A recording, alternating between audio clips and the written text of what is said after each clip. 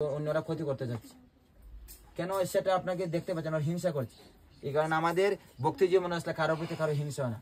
ধরেন আমার বাড়ি কোথায় ছিল, আমার জন্মস্থান কোথায় ছিল, কিন্তু আপনাদের সঙ্গে করবো আমি তো কোনোদিন ভাবিনি।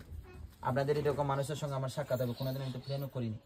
তাহলে ভগবান আমাদেরকে দেখেন, প্রত্যেকটা মানুষকে প্রত্যেকটা জায়গায় কোন জায়গায় কে থাকবে সব লিখে দিয়েছে।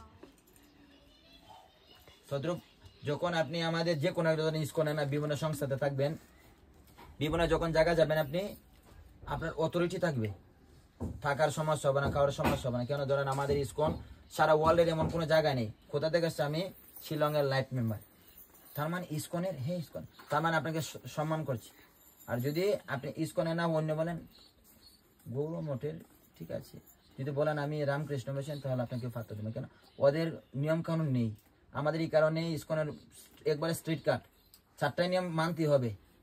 আমিষ আহার, নেশা বসন, দ্রুত ক্রিয়া, মানে এগুলো আগে ত্যাগ করতে হবে। আর যদি এগুলা ত্যাগ করেন তাহলে পারমার্থিক আস্তে আস্তে উন্নত হবে। কেন? সবাই যদি বলে ইস্কনে 4টার সময় বড় হতে হয়, তাহলে সেটা আপনার কাছে কঠিন মনে হতে পারে, কিন্তু এই আপনি যত বেশি কঠিনে যাবেন তত সুখ বেশি পাবেন। যারা জড় জগতে আছে ভাবছে যে আমি সুখ আছে, কিন্তু জড় জগতে সবচেয়ে দুঃখ দুর্দশাটা বেশি হচ্ছে কিনা দেখেন। আপনারা বলেন, আপনার ধরেন পরিবার থেকে আপনাকে মান্থলি 1 লাখ টাকা ইনকাম হচ্ছে, কিন্তু কষ্টটা বেশি হচ্ছে। কেন? প্রত্যেক মান্থলি বাচ্চাদের পেছনে লাখ লাখ টাকা অসুস্থ হয়ে যাচ্ছে, আজকে এই সমস্যা হচ্ছে, কালকে এই সমস্যা। আর ভগবানের ভক্ত যারা আছে আর অসুস্থ হলে বুঝতে পারে কেন? ভগবান দেখছে এটা। ওরা ভাবছে আমি চরণামৃত খাচ্ছি, মানে আমি ঔষধে ফটো খেয়ে নিচ্ছি। আর আপনাকে মেডিসিন দিতে হচ্ছে মোটা মোটা, গরু ট্যাবলেটের মোটা মোটা বড়ি বড়ি, তারপরে কাজ হচ্ছে না। কেন কাজ হচ্ছে না? আপনার বিশ্বাস নেই। আমাদের যখন ভগবানের প্রতি পূর্ণ বিশ্বাস চলে আসবে, তখন দেখবেন কিচ্ছু লাগবে না, সারাক্ষণ ভগবান আপনাকে রক্ষা করবে। এখানে ভগবানের উপর আপনারা সবকিছু ছেড়ে দেন। ওদেরকে ধরেন মাতাজির কাছে, মাতাজি আপনার কাছে যত ব্যাগ আছে না, ওদের কাছে বেশি টাকা ধরেন আজকে নেই, নেক্সট টাইম উনি ওনাকে পয়সা দিয়ে দিবেন। এটা হচ্ছে প্রচার। ধরেন ওরা যদি আজকে এইগুলো করে, তাহলে ওদেরটা দেখে শিখবে। ধরেন আমাদের সামনে কৃষ্ণ জন্মাষ্টমী আছে, ঝুলন যাত্রা আসছে, 15 তারিখ হচ্ছে ঝুলন যাত্রা। যদি আমাদের এখন থেকে এরা করে, আমাদের যখন ইস্কন যাবে নতুন, ওরা যত নিউ ডিভোটিস, নতুন ভক্ত, ওদেরকে সবাই বলো তোমরা কোথা থেকে এসছো। আর যদি ওরা যখন 1বার 2বার মন্দিরে যাবে, আর কি ব্যাপার, বিভিন্ন সেবাতে নিয়োজিত থাকবে, প্রত্যেকটা ওতে আমাদের অনুষ্ঠান ওদেরকে ডাকবে। কেন ডাকবে? দেখছে ওরা বিভিন্ন ধরনের কাজ মনোযোগ সহকারে, ওকে যেটা বলবেন সেটা মনোযোগ সহকারে করে, বয়সটা কম, যেটা করবে সেটা মনোযোগ সহকারে চেষ্টা করবে সেই জিনিসটা নষ্ট না করতে। আর এখন থেকে যদি আমরা সেই জিনিসটা শিক্ষা দিই, তাহলে দেখবেন আস্তে আস্তে আস্তে আস্তে ওর উন্নতি এগিয়ে যাবে। পড়ার দিক দিয়ে ভালো থাকবে, খাবারের দিক দিয়ে, ঘুমের দিক দিয়ে কি করবে, আমাকে 10টার সময় ঘুমাতে, আমাকে বলে 4টার সময় উঠতে হবে।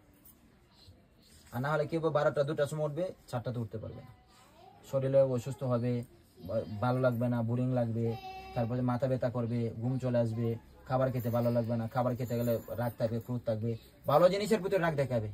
কেন এটা হচ্ছে? এটা জড় জায়গা থেকে এই কারণ হচ্ছে। আর যদি আপনি ভগবানের প্রতি ভক্তিপরায়ণ হয়ে যান, তাহলে এগুলো আস্তে আস্তে আস্তে আস্তে আস্তে বসীভূত হয়ে যাবে। দেখবেন ওকে প্রথম শ্লোকটা হচ্ছে গীতার 1 নম্বর শ্লোক, ওদের নেক্সট স্যাটারডেতে আমি আসবো। আর যারা এখানে বড় টিম আছে, ওদেরকে 3টা শ্লোক দেওয়া হবে। প্রথম অধ্যায়ের হচ্ছে 1টা শ্লোক, প্রথম শ্লোকটা। আর দ্বিতীয় অধ্যায়ের হচ্ছে 2টা শ্লোক থাকবে, 7 নম্বর শ্লোক থাকবে, আর হচ্ছে 11 নম্বর শ্লোক থাকবে। 7 নম্বর শ্লোক হচ্ছে কার্পণ্য দুষ্পত স্বভাব পিচ্ছামি তাম ধর্ম সম্মরাচেতা। আমার তো মুখস্থ, তোমরা তো শিখাতে না। 7 নম্বর শ্লোক এখানে তো নাই। তুমি গীতা আনছো না? ওই ইংলিশ আনছে, তুমি বা করো, তুমি তো পড়তে পারো।